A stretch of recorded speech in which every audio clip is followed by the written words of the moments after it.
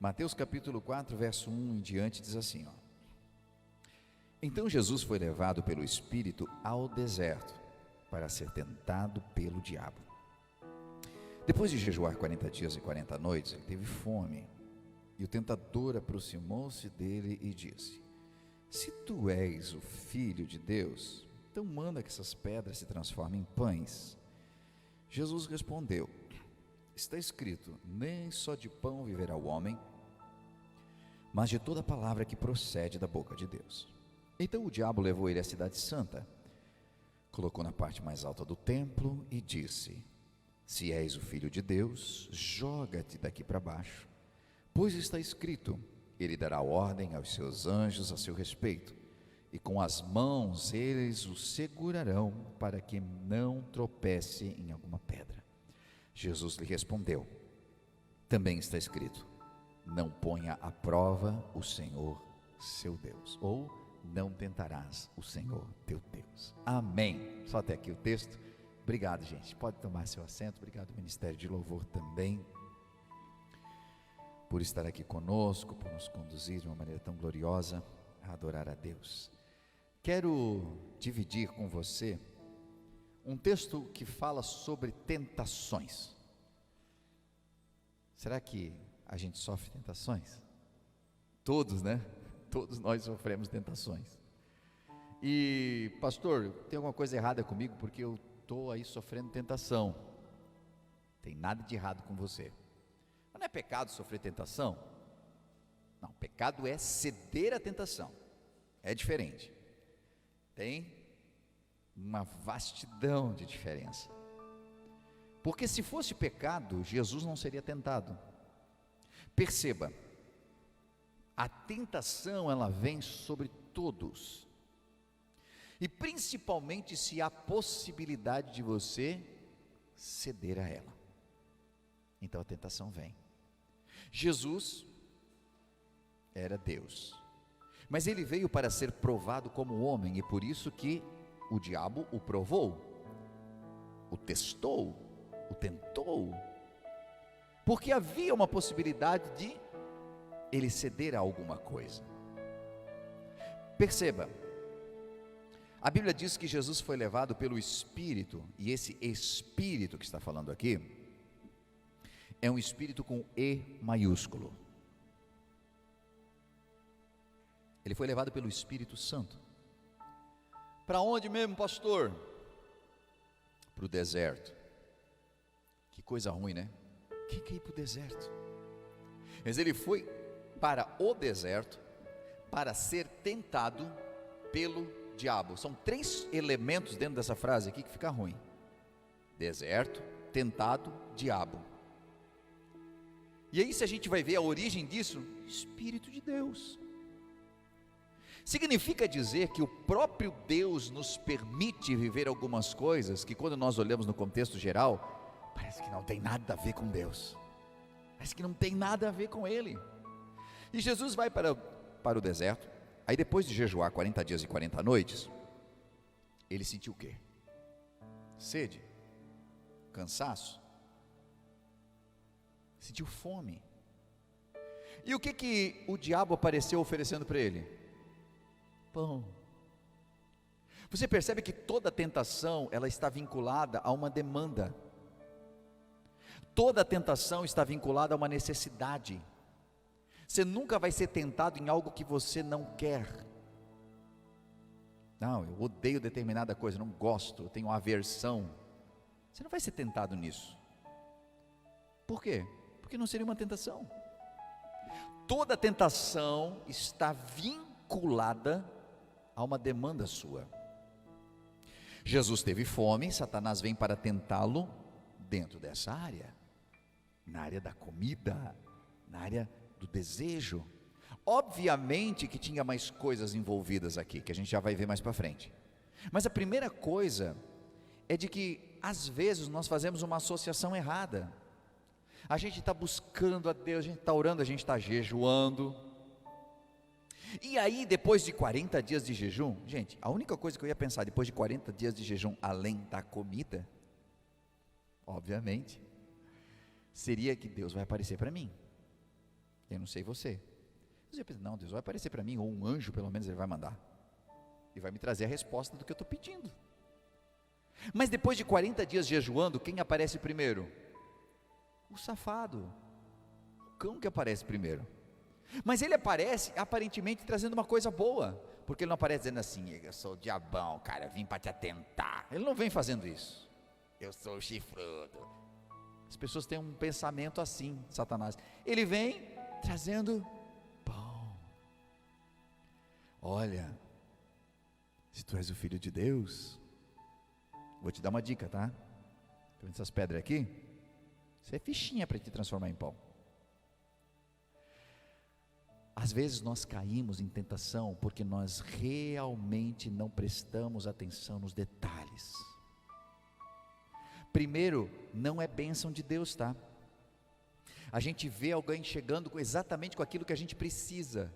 A pessoa começou a fazer a oração, dizendo, Deus, eu preciso de um esposo, eu preciso de uma esposa, olha a luta que eu estou vivendo, Senhor, abre uma porta, Jesus, eu preciso de um emprego, Jesus, e a gente está orando e buscando a Deus, daqui a pouco chega algo, a gente pensa, é Deus respondendo, aí ó, que rápido que foi, olha o diabo sendo usado por Deus. Nós podemos entender errado às vezes, e temos que ter o cuidado para olhar no sentido geral do que está acontecendo. Veja que o diabo não vem simplesmente oferecendo pão, porque ele nunca vem oferecendo nada de bom para você, entenda isso, vai captando isso. Se tu és o filho de Deus, transforma essas pedras em pães. Ele já vem colocando condições naquilo que ele está propondo para você. Ele está colocando em xeque quem Jesus era. Se tu és filho de Deus, Jesus sabia quem era. Ele sabia quem ele era, ele não precisava provar nada para ninguém. Tem um monte de gente tentando provar para os outros quem ele é. E quando eu tento provar quem eu sou, é porque eu não sei quem sou. E eu preciso provar para mim mesmo primeiro. Se tu és filho de Deus, como assim se tu és filho de Deus? Eu sei quem eu sou.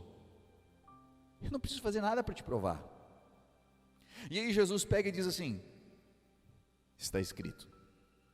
Cara, olha o nível que Jesus leva a conversa. Satanás vem ali, Jesus sabia quem ele era, ele vem com o esquema dele, oferecendo pão, e Jesus responde para ele, está escrito, nem só de pão viverá o homem. É engraçado que Jesus não perde a linha e diz assim, capiroto, sai, eu te expulso, fora daqui, seu encardido. Ele não sai do nível, um gentleman. Está escrito. Sabe o que Jesus estava tentando dizer para a gente? O poder está na palavra de Deus.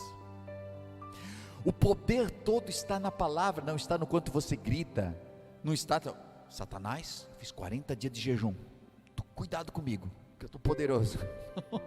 O poder da palavra, é a aplicação da palavra, é isso que é o poder. Ele não precisava sapatear nada, havia autoridade nele. Quando eu era criança, ainda tinha os guardas de trânsito. Hoje não tem mais os guardinhas de trânsito, né? Tinha o guarda de trânsito, a gente tinha um medo deles, porque não podia andar com a bicicleta em cima da calçada, já parava e tinha todo um esquema. E o guarda de trânsito, gente, tinha um que era um baixinho assim, estava lá com o seu cap, né? Aquele uniforme de guarda. Daqui a pouco vinha uma carreta daquela que a gente quando era criança chamava de jamanta. Vinha a jamanta. E vinha a toda, daqui a pouco o guardinha fazia só assim, ó, meio da rua. Aquela carreta vinha e parava. E parava por quê? Porque não importava o tamanho dele, tinha autoridade ali quando ele levantava a mão. E a autoridade que estava nele era respeitada, não importa o tamanho do caminhão, não importava o tamanho, quem fosse. Quando ele levantava a mão, o que valia ali era quem ele era a autoridade que estava naquele momento exercendo o que lhe foi dado. Sabe por que Satanás já mudou a abordagem dele? Porque Jesus tinha autoridade na palavra que ele estava falando ali, ele conhecia aquela palavra. Às vezes, as nossas dificuldades é que nós ficamos batendo boca com Satanás, com a nossa tentação, dizendo, ai tentação, vai para lá, Não quero cair. Cara, para de dialogar com a tentação, usa de autoridade, sai daí. Mas não temos autoridade, porque às vezes, pensa bem, Jesus disse, está escrito e ele citou a palavra. Já pensou se nas nossas tentações a gente precisasse citar alguma coisa? Cita a Bíblia. A gente diz o quê? Tentação, Senhor é meu pastor, nada me faltará, porque é o que eu lembro agora. Tem que se aplicar tudo aí, tem que se aplicar, porque eu não estou lembrando outro versículo, e porque a Bíblia diz que Deus mandou o seu Filho único, está escrito em algum lugar aí. Às vezes a falta de intimidade com a palavra faz com que a gente não tenha autoridade para falar dela. É muito bonito quando a gente vê um advogado dentro de um júri argumentando, dentro de um julgamento, porque ele começa a citar aquilo que ele conhece, aquilo que ele estudou, aquilo que ele sabe, e ele está citando diante de um juiz, e por aquilo que ele está citando, ele está reivindicando de que se cumpra a lei. Você pode reivindicar tanta coisa, tem tanta promessa escrita na palavra de Deus para você, tem tanta bênção, tem tanta conquista, tem tanta autoridade, mas por não conhecer, nós não reivindicamos nada. Jesus diz, olha, nem só de pão viverá o homem, mas de toda a palavra que sai da boca de Deus. Aí Satanás, então tu quer conversar sobre a palavra?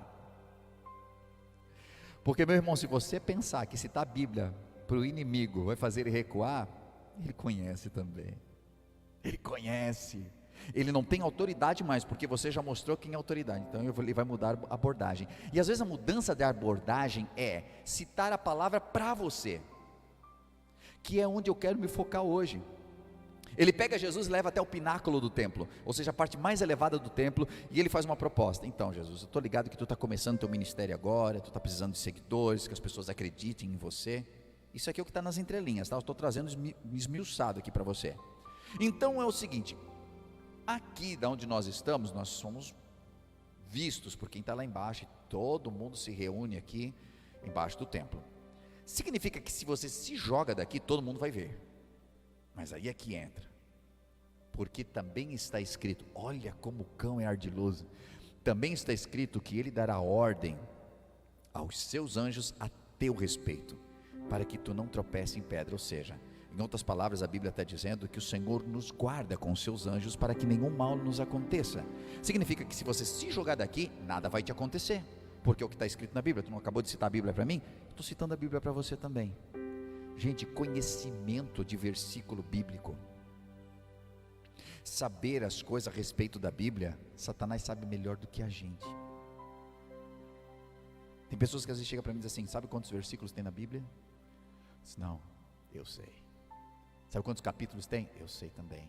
Sabe quando foi escrito o livro tal? Eu sei. Tem gente que sabe tanta curiosidade bíblica, e sabe até citar os versículos, mas tu olha para a vida da pessoa, é uma vida quebrada. Por quê? Porque ele sabe o versículo, mas nunca usou o versículo. O que vai trazer autoridade para a sua vida, o que vai mudar a sua história, não é o quanto você conhece da letra, mas o quanto você aplica na sua vida o que você leu. Quando você aplica na sua vida as verdades que estão contidas aqui, isso transforma o viver.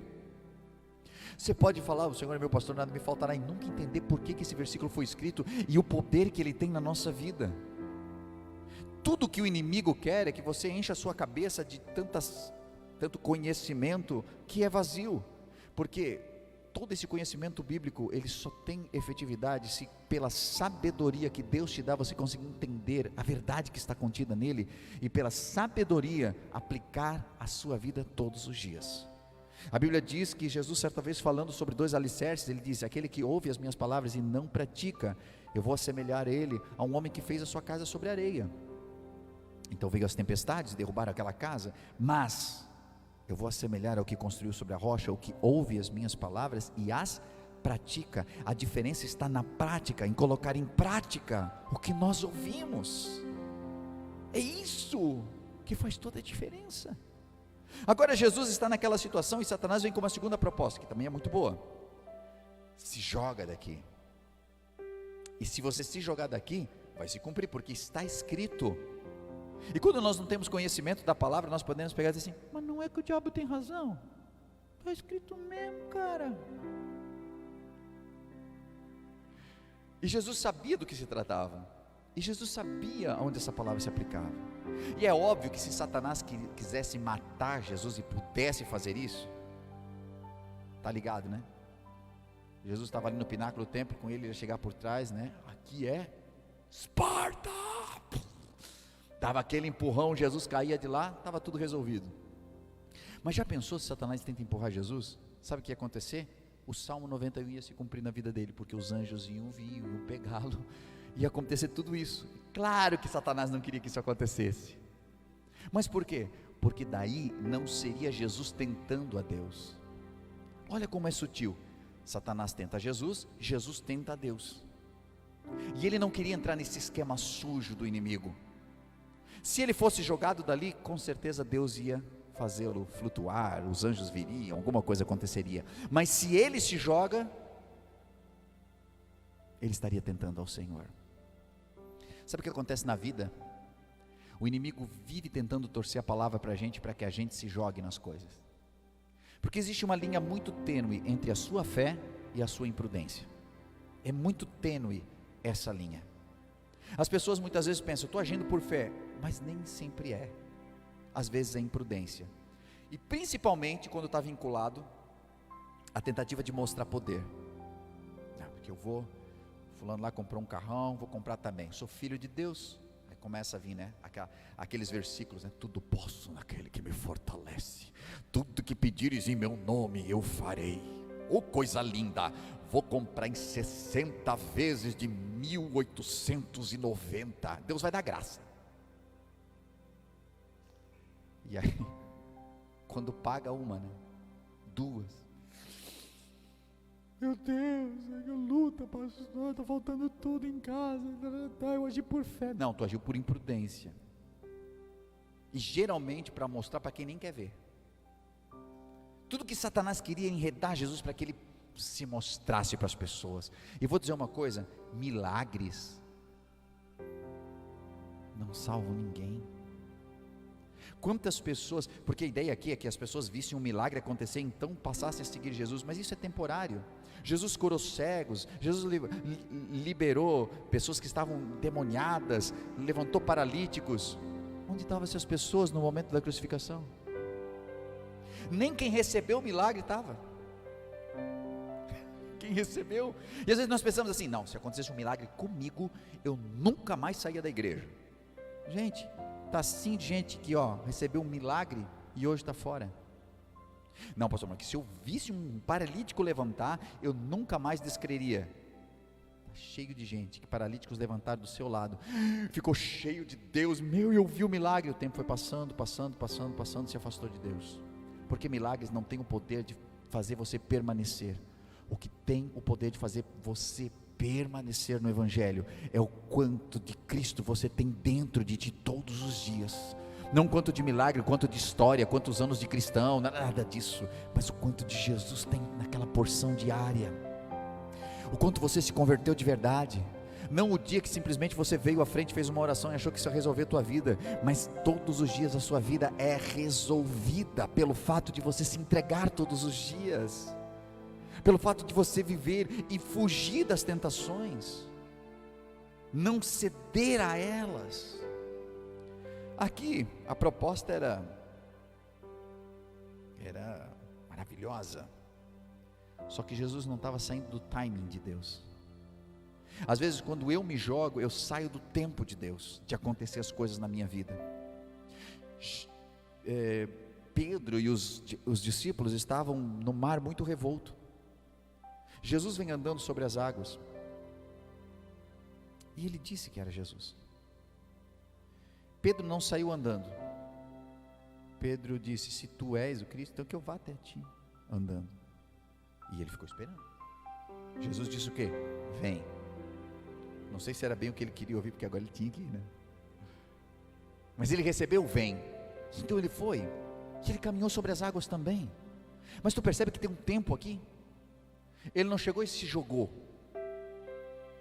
Ele não disse assim, se tu é mesmo eu vou me jogar agora e vai acontecer. Não, ele esperou Jesus dar a ordem para acontecer. Às vezes nós estamos nos antecipando nas coisas, dizendo, não, a gente vai fazer isso aqui, e o esquema é isso aqui, e tal, e aí vai acontecer, o milagre vai acontecer. Tens uma direção de Deus para isso acontecer ou não? Porque nós temos que tomar um cuidado muito grande com as letrinhas pequenas do contrato que Satanás traz para nós. Ele sempre vem com aquele contrato aparentemente maravilhoso. Escuta, vem aqui te dar uma proposta, tá? Ó, pedras em pães, é o que está em alta hoje, pedras em pães. Jesus, e tu tens esse poder porque tu não é filho de Deus? Tu não é? Então, ó, não, e quer outra, vou te dar assim, ó, dica de marketing, tá? As pessoas precisam ver, você precisa estar aparecendo, você precisa estar assim, ó, uau, pináculo do templo, é o que tem de melhor hoje em Jerusalém. Chega no pináculo do templo, se joga de lá, que as pessoas vão ver, ó, seguidores aumenta muito, e Jesus, atento às letrinhas pequenas do contrato, porque as pequenas letrinhas do contrato é que vão fazer toda a diferença na sua vida. Nas pequenas letrinhas estava aquilo que Eva não leu. Eva não leu. Deus chegou para Adão e Eva e disse o quê? Dominai sobre toda a terra, sobre os animais, e sobre tudo, sujeitai a terra. A ordem de Deus é para que o homem e a mulher sujeitassem e dominassem. Sabe o que Satanás fez? E você já parou para pensar por que ele não veio em forma de homem, veio conversar com eles, mas veio em forma de serpente? Ele se fez em forma de animal, porque o homem deveria dominar sobre os animais, mas agora um animal começa a dizer o que o homem tem que fazer. E aquela serpente diz para ele, não, o que Deus falou? Eva já começou a mostrar falta de conhecimento, porque ela já torceu a palavra. O Senhor disse, não comei. Ela disse, olha, o Senhor disse, nem toquem nela. Já estava desambientada com a verdade. Agora a serpente diz para ela, pode comer. Quando ela come, ela passa a obedecer uma voz de alguém que ela deveria dominar. Você sempre será servo do que você obedece. Quando a serpente disse, comam, porque não vai acontecer, e Eva come, ela se torna serva. Por isso nós perdemos o controle da humanidade, perdemos o controle inclusive dos animais, porque um animal estava dando ordem para Eva naquele momento. Obviamente que isso aqui é espiritual e tudo mais, mas a simbologia disso. Quando Satanás diz para Jesus, transforme as pedras em pães, se Jesus passa a transformar primeiro, ele não sabia a sua identidade, porque a pergunta era, se tu és o Filho de Deus, e segunda, ele estava cumprindo uma ordem dada pelo inimigo. Jesus não veio para fazer a vontade do inimigo, ele veio para fazer a vontade do Pai, é do Pai. Ele quebraria um princípio da palavra se ele se jogasse do pináculo do templo. Isso são as letrinhas pequenas. O inimigo sempre, cara, ele sempre está dizendo assim, não, mas olha só, é só uma desviadinha aqui, daí depois a gente ajeita tudo. Tu faz isso aqui, não dá para contar para ninguém, porque assim, as pessoas não vão entender, é porque é pecado, e é pecado, então não está certo, então não pode ser feito, porque está fora do esquema de Deus, e por não compreendermos a palavra, e por não termos uma clareza sobre aquilo que nós estamos buscando fazer, e a gente está com vontade de fazer. Lembrem, a tentação vem quando a gente tem desejo. Eu estou com uma vontade de fazer tal coisa, apareceu a oportunidade, é de Deus, a gente vai, não leu as letrinhas pequenas do contrato, e depois nós nos decepcionamos. E por que a gente se decepciona? Porque nós entendemos errado, e às vezes nós só olhamos a propaganda, e acreditamos piamente naquela propaganda que estão fazendo para nós, e nós não prestamos atenção na realidade. Eu estava falando aqui, já no primeiro culto, que eu lembrei de uma situação, a partir desse texto aqui eu lembrei de uma situação. A situação que eu lembrei é que alguns anos atrás, quando as minhas meninas ainda eram pequeninas, a menor, a Keila, ficou gripada. Ela pegou gripe, e daí eu fui dar remédio para ela, e remédio não é o tipo de coisa que criança diz assim, ai que legal o remédio, né? Eu não quero, aquela coisa, não, você tem que tomar porque você pegou gripe, porque olha, veio os bichinhos e entrou, e agora você está mal, e nós temos que combater eles, a gente tem que, dela assim, mas isso está errado, porque nós usamos Lifebuoy. Você sabe o que é? Era um sabonete assim, ó, que a propaganda do Lifebuoy Dizer que quando a criança estava tomando banho com ele, assim, começava a criar uma camada protetora ao redor dela, que era parecido com um escudo. Então, quanto mais tomava banho, mais ia aumentando aquilo. E na cabeça dela, assistindo a propaganda, pequenininha, realmente, se tu compra aquele sabonete, cara, tu tem que ter um muro de proteção ao teu redor. E como é que as bactérias, enfim, né, o que ela pensando ali, no micróbio, conseguiu entrar, se eu estou usando a parada, como é que é isso, pai? Está muito errado. E ela disse, a gente usa Lifebuoy, por que esse negócio entrou? Eu disse, para a gente ver, né, como na vida a gente faz isso. A gente pensa às vezes que vir uma vez só na igreja vai criar uma camada de proteção ao nosso redor, e eu posso fazer todo o restante, eu posso fazer tudo o que eu quiser, que vai dar tudo certo, porque não, quarta-feira eu estou lá, gente, até dei dízimo, como é que eu estou nessa pindaíba financeira aí, porque eu dei uma oferta, falaram aí daquela rampa de acesso, fui lá e puxei 5 e ajudei. Tem um monte de pessoas aí na propaganda do Lifebuoy, tem um monte de pessoas acreditando de que assim, não, eu vou no culto uma vez por semana, crio uma camada protetora ao meu redor espiritual, que o inimigo não pode comigo, e esquece de se alimentar daquilo que vai aumentar a tua imunidade espiritual, e realmente vai fazer você vencer toda e qualquer enfermidade que possa vir sobre a sua vida espiritual, fazer você vencer a tentação. São as letrinhas pequenas que nós não vemos na propaganda. Nos encantamos com a beleza do que está sendo passado, mas não paramos para ver com atenção. E então a tentação vem e nós caímos na tentação. Nos jogamos do pináculo do templo achando, não, vai dar tudo certo, que na última hora Jesus vai me pegar aqui. Mas Ele nunca pediu para você se jogar.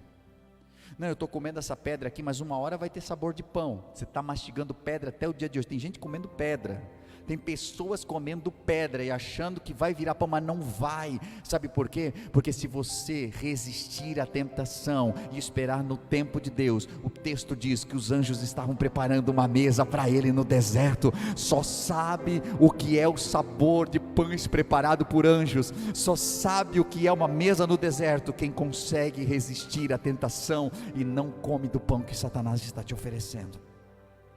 Isso é para quem tem uma visão mais ampla. Hoje, você pode continuar ouvindo a voz do inimigo dizendo assim, não, o esquema aqui, 100% seguro, é só que tem que fazer isso aqui, e gente, quando só que, né, cuidado, tem letra pequena nesse contrato, uma hora ou outra ele vai te enredar, uma hora ou outra ele vai te pegar, porque ele nunca faz nada para perder. Satanás é um terrorista, não negocie com ele, não faça negócios com ele. Jesus entendeu tudo isso, e a Bíblia diz que ele resistiu ao diabo, e aí é por isso que com autoridade nós podemos ler na Bíblia, resistir ao diabo e ele fugirá de vós. Ele teve que bater em retirada, e a Bíblia diz, então vieram os anjos e o serviram. Eu estou dizendo isso para você, porque quem sabe você está prestes, muito na iminência dos anjos servirem você. Você não está vendo acontecer, porque tem uma cortina na frente, e enquanto os anjos estão trabalhando do outro lado, nos bastidores, Satanás está te tentando, porque ele sabe o que Deus tem para ti, então ele está fazendo de tudo para você perder a bênção, para você perder o casamento, você perder a empresa, você perder a tua dignidade, você perder a tua honestidade, perder tudo aquilo que você veio cultivando por anos, e ele está tentando, porque a última investida dele, eu tenho certeza que nesses 40 dias de tentação, mas veio muito diabo, veio muito demônio tentar Jesus, mas aqui era o tiro final, porque era o último dia, Jesus estava entregando o jejum, ele teve fome, aí o diabão disse assim, não, hoje é comigo, eu vou lá, eu vou tentá-lo. E às vezes nós pegamos a tentação que ele nos faz e começamos a tentar a Deus.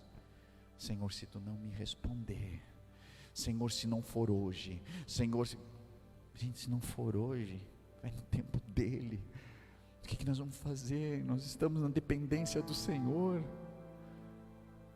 Mas a mensagem, que hora termino, é só para lembrar você, de que, se você estiver jejuando, se você estiver clamando, se você estiver pedindo, se você estiver buscando, ainda assim isso não te isenta de ser tentado. E as tentações nunca serão em cima de algo que você tenha resistência alta.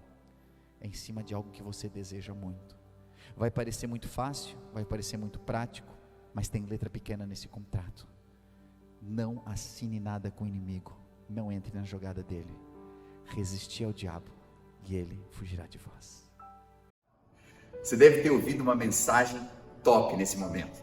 Acabou de vê-la, falou muito com a tua vida e quem sabe passou no teu coração: uau, eu quero muito conhecer esse lugar, eu quero muito contribuir com essa obra. E nesse momento você pode fazer isso. Estou passando aqui para dizer de que há várias formas de nós contribuirmos na obra do Senhor. Às vezes com nossos talentos, os nossos dons, mas também com a nossa contribuição. Sabe que cada vez que você contribui, seja com teus dízimos ou tuas ofertas, você promove para que o reino de Deus se expanda. Para que trabalhos como esse possam chegar a milhares de pessoas, hoje via internet, ou mesmo dentro do ambiente onde nós estamos, aqui na cidade, onde nós temos a The Way Church. Hoje, pelas formas que você vê aí na sua tela, você pode contribuir.